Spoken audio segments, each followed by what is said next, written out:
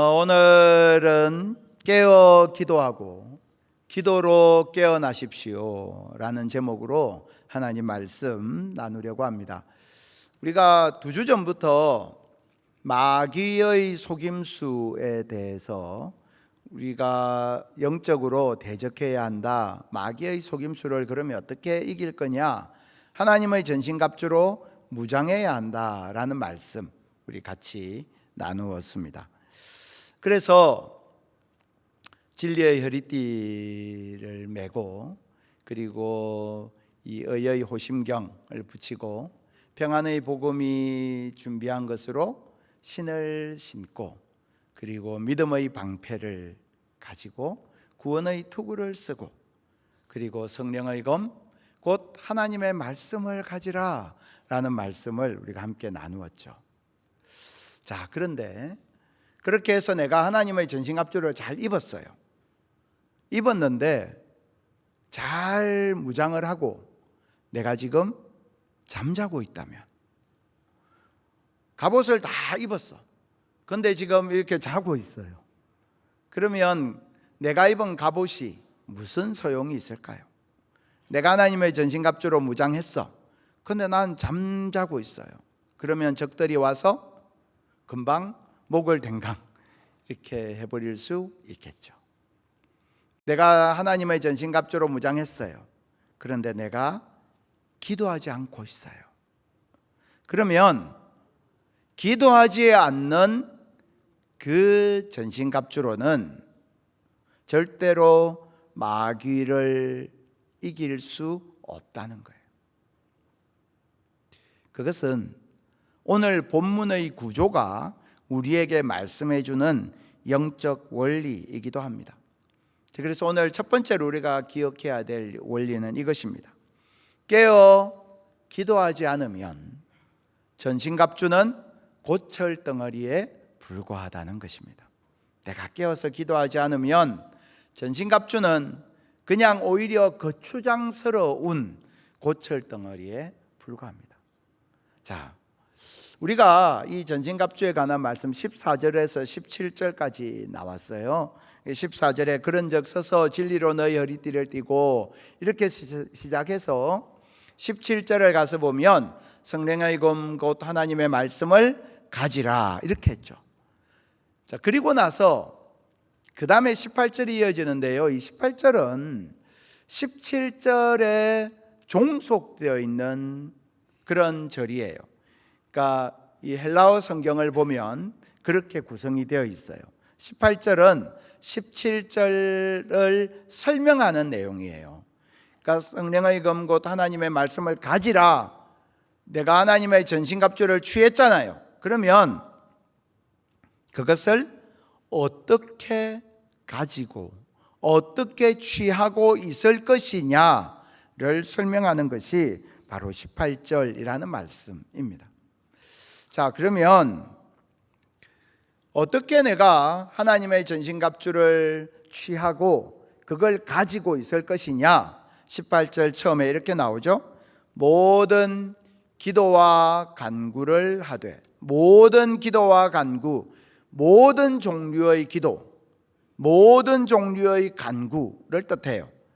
모든 종류의 기도와 간구를 하되 항상, 여기 말하는 항상은 모든 상황들 속에서, 모든 여건들 속에서 그런 뜻입니다.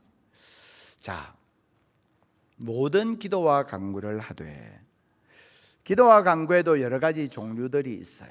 예를 들면 우리가 공동체가 함께 모여서 하는 새벽기도, 금요기도회 이런 시간들이 있습니다.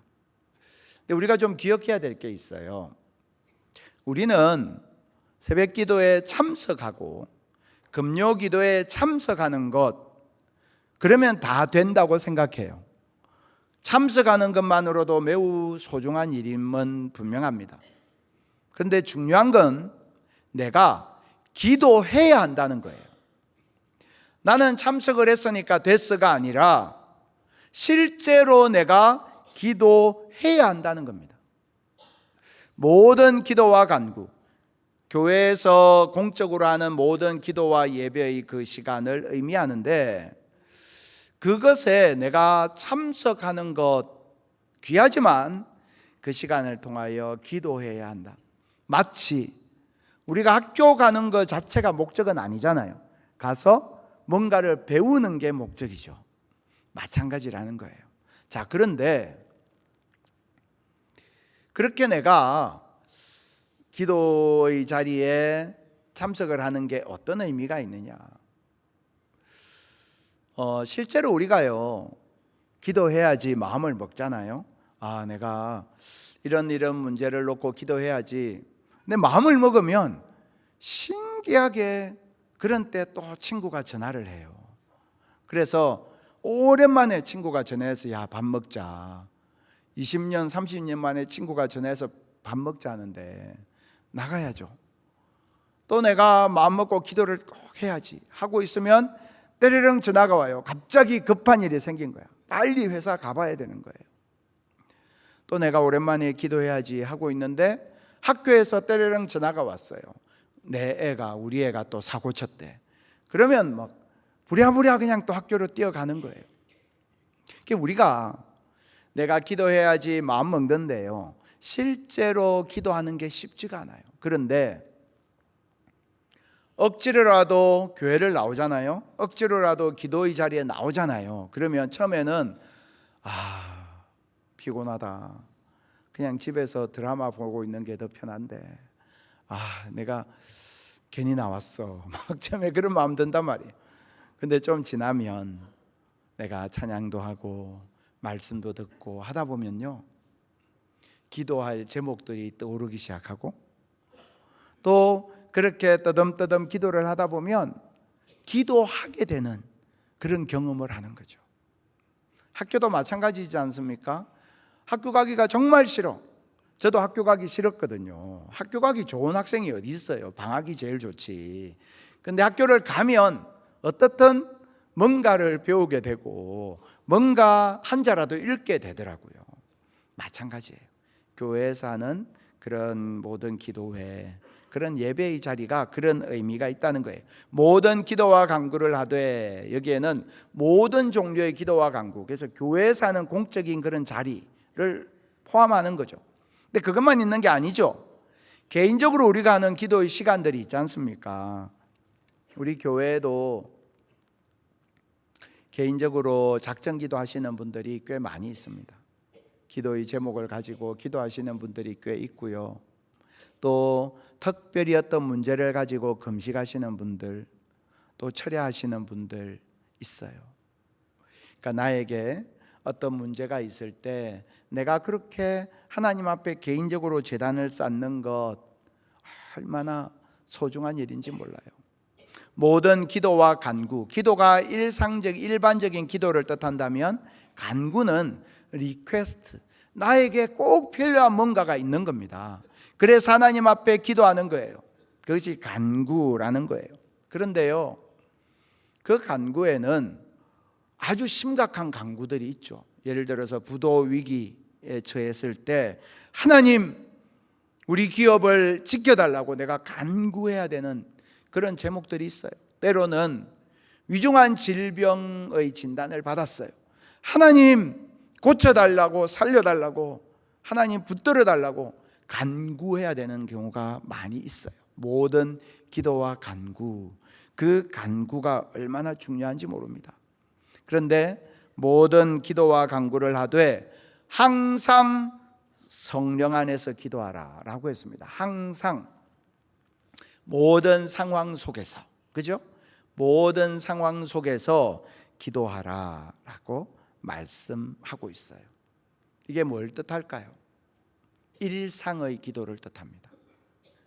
매일매일 내가 살아가면서 매일매일 하나님 앞에 내가 기도하는 일상의 기도, 지극히 평범해 보이지만 그 잠깐의 기도가 굉장히 중요하다는 거예요.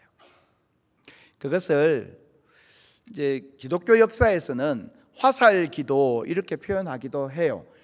하나님께 화살을 이렇게 탁 쏘는 것처럼 내가 어떤 문제가 있어요. 갑자기 생긴 상황이 있어요. 그때 하나님 도와주십시오. 이렇게 하나님 앞에 즉각적으로 잠깐 기도하는 그런 시간들, 일상의 기도의 시간들이 매우 중요하다는 것입니다. 하나님께서 우리에게 말씀하시잖아요. 일용할 양식을 위하여 기도하라.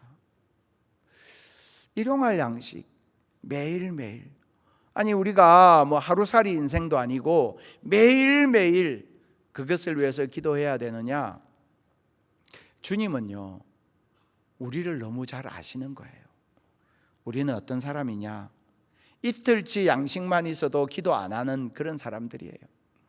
주님께서 일용할 양식을 위하여 구하라, 기도하라라는 말씀의 의미는, 주님은 나를 날마다 나와 만나기 원하신다는 겁니다.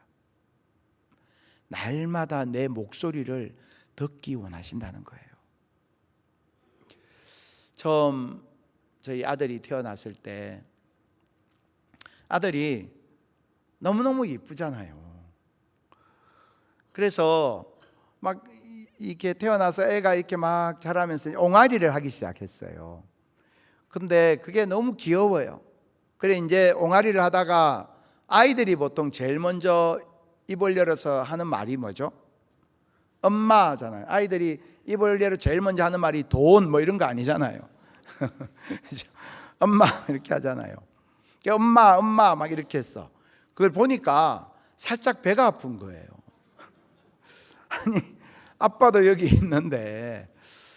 그래서 제가 열심히 가르쳤어요. 볼 때마다 아빠 열심히 세뇌를 시키는 거야. 열심히 가르치면 언젠가 하겠지. 그 어느 날 드디어 입을 열어서 애가 아빠 이렇게 했어요.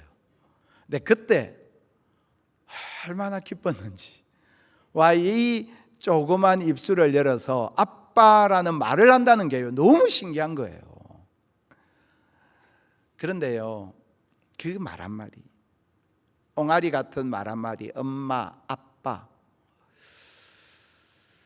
그게 제가 제 인생에 있는 여러 가지 고민거리를 해결하는 데 무슨 도움이 되겠어요?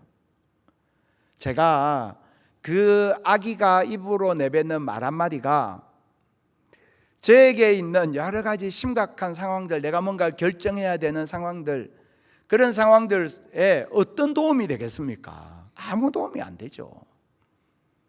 그럼에도 불구하고 그 작은 입술을 열어서 하는 엄마, 아빠 그 말 한마디가요, 어쩜 그렇게 저에게 위로가 되고 힘이 되는지. 골치 아픈 문제들이 있고 해결해야 되는 상황들이 있고 뭔가 결정해야 되는 그런 일들이 있지만 그 아기의 입에서 나오는 작은 단어 하나가요, 너무너무 위로가 되고 힘이 되는 거예요. 왜 그럴까요? 사랑하니까 그런 거예요. 사랑하니까. 여러분, 하나님은 왜 우리 기도를 듣기 원하실까요? 응답하기 위해서 맞아요. 하지만 더 근본적으로 하나님께서 우리 기도를 듣기 원하시는 이유는 그만큼 하나님께서 우리를 사랑하시기 때문이에요.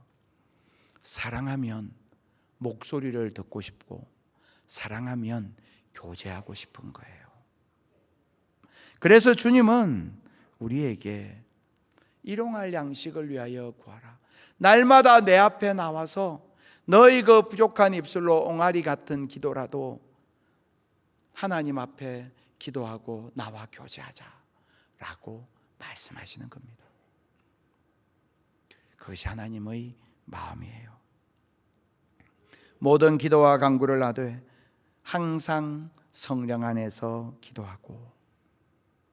그 다음에요, 이어서 뭐라고 말씀하느냐, 18절 하반절 보시면 이를 위하여 깨어 구하기를, 깨어 있어야 된다, 깨어 구하기를 항상 힘쓰며 라고 했어요. 깨어 있으라 라고 말씀하세요. 여러분, 우리가요 평소에 깨어 있는 훈련, 기도하는 훈련이 꼭 필요합니다. 이게 얼마나 중요한지 몰라요. 그런 이야기가 있습니다. 어느 중학교 2학년 학생이 있었어요. 이제 교회를 갔는데 전도사님이 설교하시면서 그렇게 말씀하셨어요. 얘들아, 신앙생활하면 귀신이 갑자기 너희에게 나타날 때도 있어. 그러면 그때 어떻게 하면 귀신을 쫓아낼 수 있느냐? 찬송을 부르면 돼. 찬송을 부르면 귀신은 찬송을 무서워하기 때문에 도망가. 그걸 이제 배운 거예요. 어느 날 이 아이가 기도실을 딱 들어가려고 하는데 진짜 귀신이 딱 나타난 거예요. 근데 그때 전도사님의 이야기가 생각이 났어요. 그렇지, 귀신은 찬송을 하면 떠나간다 했지. 찬송을 해야 되잖아. 근데 찬송이 생각이 안 나는 거예요. 귀신을 쫓아낼 수 있는 찬송이 뭐가 있을까?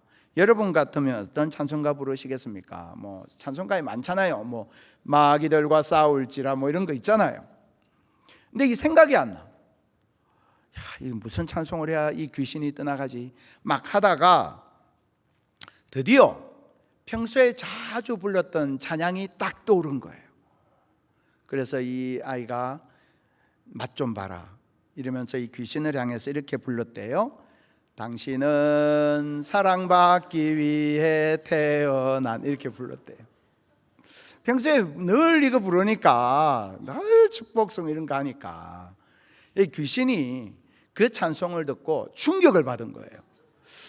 야, 이거 예수쟁이들이 나 보면 맨날 뭐 귀신아 물러가라, 뭐 원수야 마귀야 막 이렇게 하고 맨날 쫓아내는데, 내가 사랑받을 만한 사람인가, 사랑받기 위해 태어났다니. 그러면서 귀신이 마음에 약간의 회심이 일어나요. 아, 내가 이제 좀 다르게 살아야겠다. 다르게 어떻게 살 수 있을까? 그래서 이 귀신이 그 중2짜리한테 이런 찬양을 불러요. 감사해요, 깨닫지 못했었는데 내가 얼마나 소중한 존재라는 걸 그랬다는 이야기가 있습니다. 뭐 물론 지어낸 이야기이죠. 뭘 말하느냐면요, 여러분, 내가 평소에 기도하고 평소에 찬양하지 않으면요, 중요한 때 기도가 안 나와요. 찬양이 안 나옵니다. 우리는 그렇게 생각해요. 지금은 아무 문제가 없으니까, 목사님 지금은 제가 별로 기도할 게 없어요. 그런데 내가 그래도 신앙생활 50년 60년 했지 않습니까? 문제가 딱 생기면 제가 열심히 기도하고 기도로 이게 이길 수 있어요. 근데요, 그렇지 않아요. 내가 평소에 기도 생활하지 않으면 문제가 생기지 않습니까? 그러면 기도할 것 같은데 기도 안 해요. 근심하고 걱정해요. 평소에 기도의 근육을 단련시켜 놓지 않은 사람은요, 문제가 생기면 기도하지 않고 근심 걱정에 빠져요. 평소에 내가 하나님을 찬양하는 내 찬양의 고백이 없는 사람은 고난이 닥치면 하나님 찬양하기는커녕 오히려 하나님 원망하고 불평해요.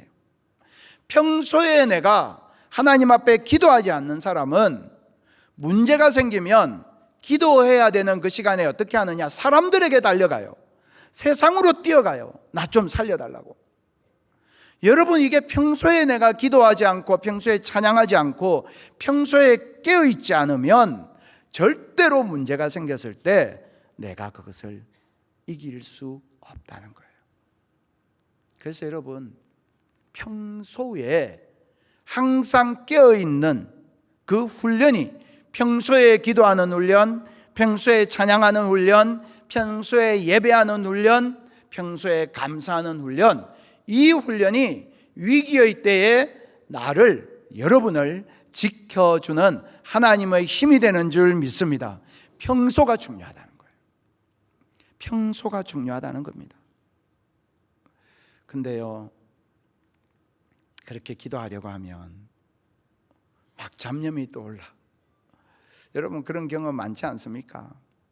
기도하려고 하면 여러 가지 막 잡념이 떠오르는 거예요. 걱정거리, 근심거리, 염려거리 막 떠올라요. 목사님, 어떻게 하면 나는 이 잡념을 좀 없앨 수 있을까요? 그런데 한 가지 기억해야 될 게 있어요. 내 안에 떠오르는 그런 두려움, 염려, 근심, 잡념들은 하나의 신호입니다. 신호. 어떤 신호냐? 이것을, 이 잡념을, 이 근심거리를 기도의 제목으로 바꾸라는 신호입니다. 내 안에 이런 잡념이 떠올라요. 근심거리가 떠오르면 그때 기억하십시오. 아, 이거는 기도의 제목으로 바꾸라는 뜻이구나. 여러분, 시편에 나오는 다윗의 기도를 보십시오. 다윗은요, 내가 모든 사람을 다 사랑하게 해주십시오, 이렇게 두루뭉술하게 기도한 적이 없어요. 다윗의 기도의 내용을 보면, 하나님, 저 원수가 나를 죽이려고 합니다. 나를 원수의 손에서 건져주세요. 하나님, 저 대적이 내 발 앞에 올무를 놓았습니다. 하나님, 이 대적으로부터 나를 구해주세요. 굉장히 구체적이에요.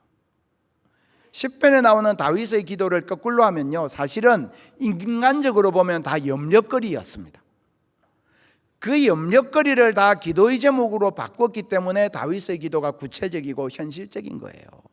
근데 우리가 염려는 염려대로 하고 기도는 기도대로 따로 하면 이 기도가 두루뭉술해진다는 거예요. 그래서 여러분, 나는 잡념이 많은 사람이야, 나는 너무 생각이 많아, 그런 분들은 10가지 잡념이 떠오르시면 10분 기도하시고, 100가지 잡념이 떠오르시면 100분 기도하겠다 결심을 해보십시오. 그러면 아마 100분 기도하기 싫어서라도 잡념이 안 떠오를걸요. 잡념은 내가 그것을 기도로 바꾸라고 하는 신호라는 거예요. 그래서 항상 기도한다는 것은 바로 그런 의미이다라는 겁니다. 그러면서 성경은 우리에게 뭐라고 말씀하느냐? 18절을 보시면 이를 위하여 깨어 구하기를 항상 힘쓰며, 그죠? 깨어 있어야 된다 했죠? 깨어 있어야 한다라고 했습니다. 근데 깨어 있기 힘들잖아요. 연약하잖아요. 그런 우리를 위해서 이런 말씀을 하고 있는 거예요. 여러 성도를 위하여 구하라. 성도를 위하여 기도하라. 깨어있을 수 없는, 기도에 항상 힘쓸 수 없는 연약한 성도를 위하여 기도하라 라고 말씀하고 있는 겁니다. 2011년도에 데이빗 플랫이라는 젊은 목사님이 펴낸 책 중에 레디컬이라는 책이 있어요. 아마 이 중에 그 책을 읽어보신 분들도 계실 텐데요, 이 데이빗 플랫 목사님이 2023년도에 또 다른 책을 하나 출판했고 번역이 됐는데, 그 책 제목은 물러서지 마. 제목이 되게 특이하죠. 물러서지 마. 이 책 제목이 나한테 반말을 해요. 이게 명령이에요. 물러서지 마. 근데 이 책에 보면 이 데이빗 플랫 목사님이 실제로 한국에 와서요, 한국에 있는 어느 교회를 방문했던 이야기도 나오고 이렇게 재미있는 이야기들이 좀 있어요. 근데 제가 이 책을 보면서 마음속에 와서 들어왔던 내용은 1장의 제목이었습니다. 이 책 1장의 제목은 이것입니다. 서로 싸우는 것이 아니라 서로를 위해 싸우라. 우리가 서로 싸우는 것이 아니라 서로를 위해, 이게 무슨 말입니까? 우리가 다 같은 영적 전쟁의 동력자라는 거예요. 그래서 내 옆에 있는 성도가 육신의 연약함과 영혼의 연약함으로 말미암아 영적 잠에 빠져 있을 때, 인생의 문제로 말미암아 힘을 내지 못할 때, 그때에 그를 위하여서 그 옆에 있는 우리가 대신하여 싸워야 한다는 거예요. 영적 싸움을 싸워야 한다는 거예요.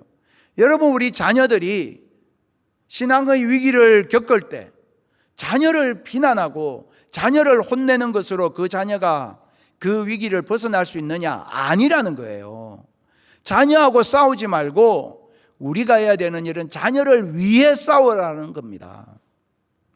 자녀를 위해 싸우는 부모의 그 기도를 통해서 결국은 우리 가정이 영적으로 승리할 수 있다는 거예요. 이건 굉장히 중요한 영적 비밀을 우리에게 말해주고 있는 거예요. 여러분, 우리 하나님께서 우리를 공동체로 두신 이유가 바로 그것입니다. 우리 한 사람 한 사람은 약해서 넘어지고 좌절하고 실패한단 말이에요. 기도하기 싫어. 예배드리기도 싫어. 봉사하기도 싫어. 그런데 나를 위하여 기도하는 그 사람, 나를 대신하여 마귀를 대적하고 나를 대신하여 깨어서 기도하는 그 사람의 기도, 나를 대신해서 싸우는 누군가의 영적 투쟁을 통해서 나도 모르는 사이에 내가 일어서게 되는 역사, 그것이 하나님 우리를 공동체로 불러주신 목적이고 이유라는 겁니다. 그래서요, 우리도 우리 공동체, 여기 있는 우리 식구들, 우리에게 이게 주신 사명이거든요. 연약한 사람이 있으면 그 사람을 향하여 손가락질하지 말고 그를 위하여 기도하라는 신호예요. 우리가 그 사명 잘 감당하겠습니다, 이런 마음으로 서로 한번 이렇게 좀 고백해 볼까요? 서로 싸우지 말고 서로를 위해 싸웁시다. 자, 서로 한번 고백해 봅시다. 서로 싸우지 말고 서로를 위해 싸웁시다. 만일에 외계인이 쳐들어오면 온 지구 사람이 다 같은 동료잖아요. 마찬가지예요. 사단마귀가 우리를 넘어뜨리려고 한단 말이에요. 사단마귀가 나를 넘어뜨리기 전에요, 먼저 이 사람을 넘어뜨리거든요.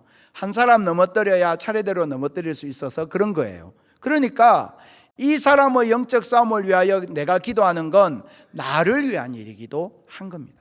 여러분, 공동체 안에서요, 한 사람이 시험 들면 그 시험이 공동체 전체에 얼마나 누룩처럼 쫙 퍼져나가는지 아십니까? 우리 가정에 한 사람이 병들면 그것으로 말미암아 우리 가정이 큰 영향을 받게 되고요, 일터에서 한 사람이 병들면 그 공동체 전체가 불화를 경험해요. 그래서 시험에 빠지고 넘어져 있는 그 사람 위해서 기도하는 게 곧 나를 위한 기도이기도 한 거예요. 그리고 그것은 하나님 앞에 깨어서 기도하는 성도 나에게 주신 거룩한 의무이고 거룩한 책임이기도 한 것입니다. 그래서 바울은 모든 성도를 위하여 기도하라. 마음에 드는 성도, 마음에 안 드는 성도, 나와 비슷한 사람, 나와 다른 사람 구분하지 않고 모든 성도를 위하여 기도하라 라고 말씀하고 있는 겁니다. 자, 그리고 나서 그 다음에 바울은요, 굉장히 특별한 그러한 말씀을 주고 있는데, 또 나를 위하여 기도해 달라 이렇게 이야기하고 있어요. 나를 위하여. 그게 19절인데요 나를 위하여.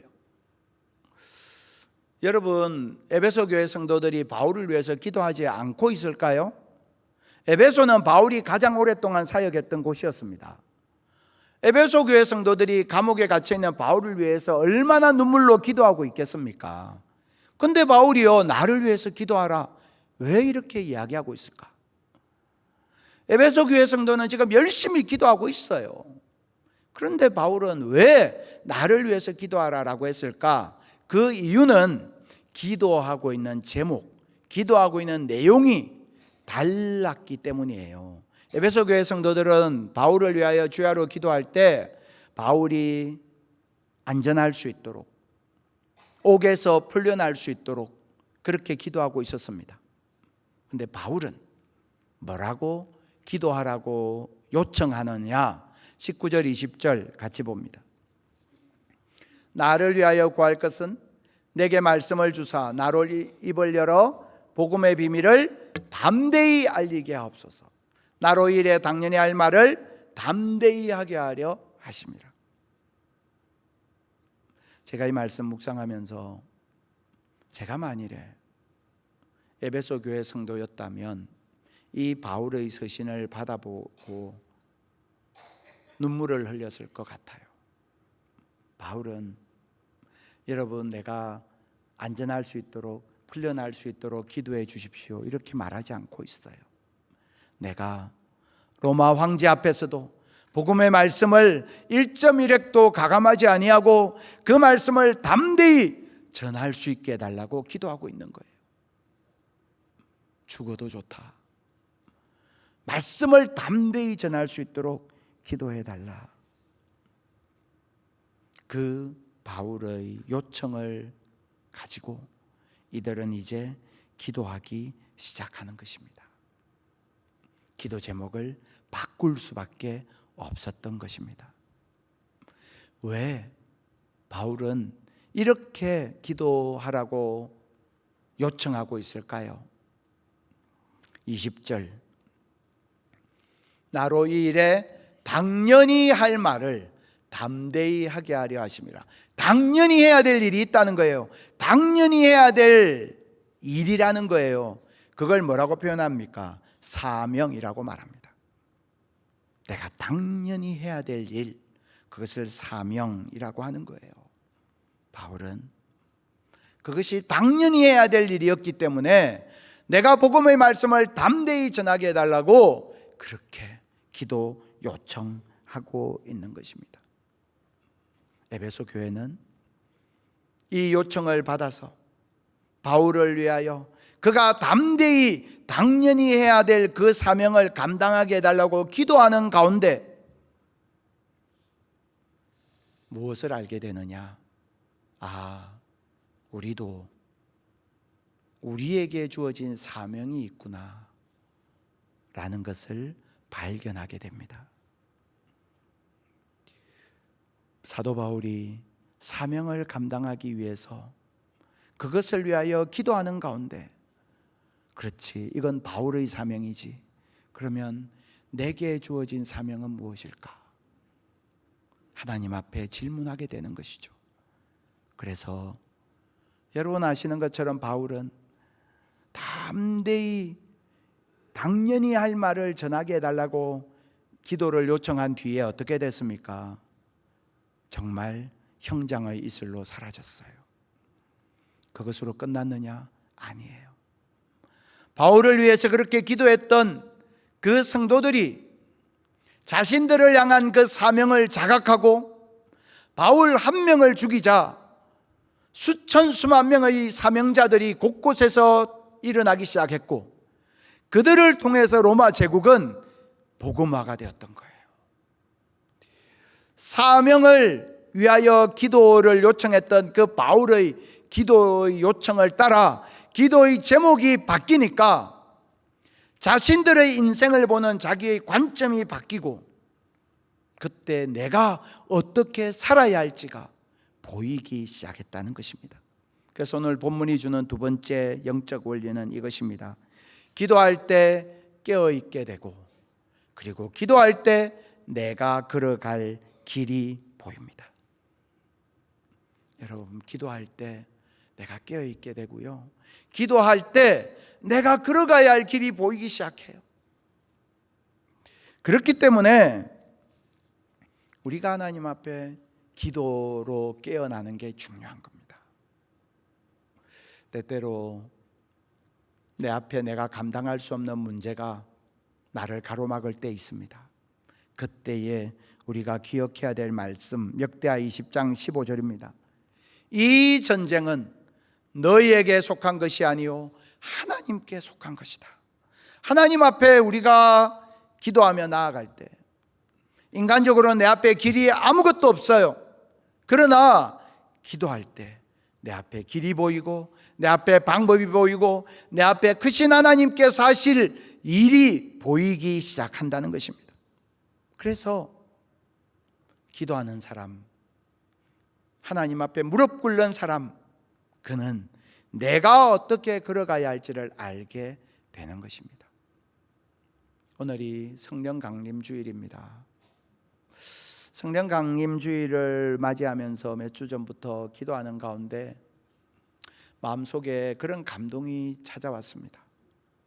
정말 이 한 달이라도 우리가 온 교우들이 함께 하나님 앞에 간절히 무릎 꿇는 일에 우리가 헌신했으면 좋겠다. 정말 우리가 하나님 앞에 기도를 더 간절히 주님 앞에 나아가고 그렇게 기도하는 가운데에서 내가 영적으로 새 힘을 얻는 그런 한 달이 되게 해 주십시오라고 기도하고 이 6월을 맞이했습니다. 그래서 우리 6월 달에는 오는 금요일도 제가 말씀을 전할 텐데 전하고 같이 기도하는 시간을 가질 텐데요. 그런 마음을 주시더라고요. 저부터 하나님 앞에 더 간절히 기도하는 그런 6월이 되었으면 좋겠다라는 감동을 주셨어요.